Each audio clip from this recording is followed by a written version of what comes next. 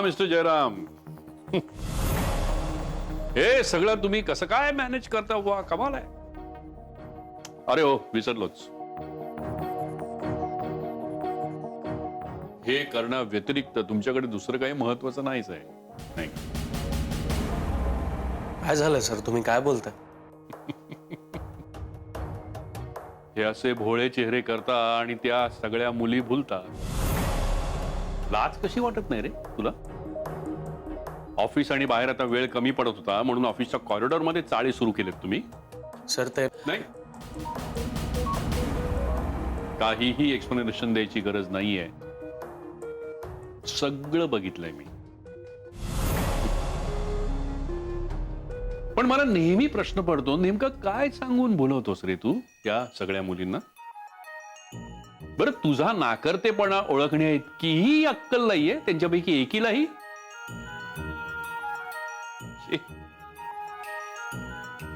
आधी आदितीला बोलवलंस, ती जुई तुझ्या मागे वेड्यासारखी फिरतीच आहे. आणि आता रजनी काय वागली मगाशी मूर्खासारखं बघितलं मी.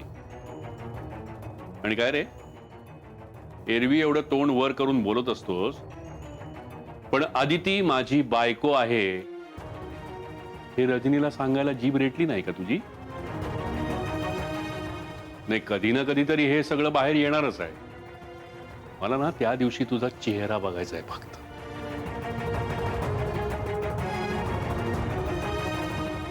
सॉरी सर, पण तुम्हाला जसं वाटतंय तसं काही घडणार नाहीये. उद्या जरी सगळ्यांना कळलं ना तरी मी असाच असेन जसा आत्ता आहे तसा. तुम्ही ही अशी काहीतरी कारणं शोधून मला ऐकवत असता. का करता तुम्ही असं? माझ्यावर काही फरक पडणार नाही आहे त्याने. सर तुम्हाला वाटलं,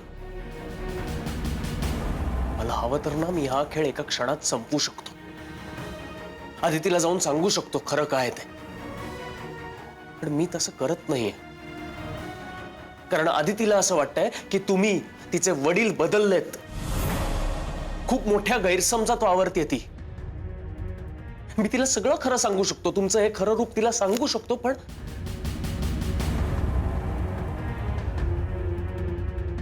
आणि ती विश्वास ठेवेल माझ्यावर. तुम्हालाही माहिती आहे ते. But you are lucky. So don't worry, मी तिला तसं काही सांगणार नाहीये, कारण मला माझ्या आदितीला दुखवायचं नाही.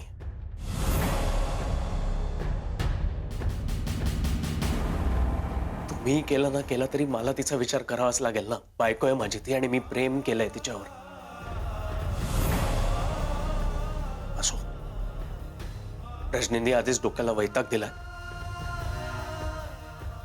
तुम्ही तर पाहिलंच ना मगाशी. मी जरा कामावर कॉन्सन्ट्रेट करतो.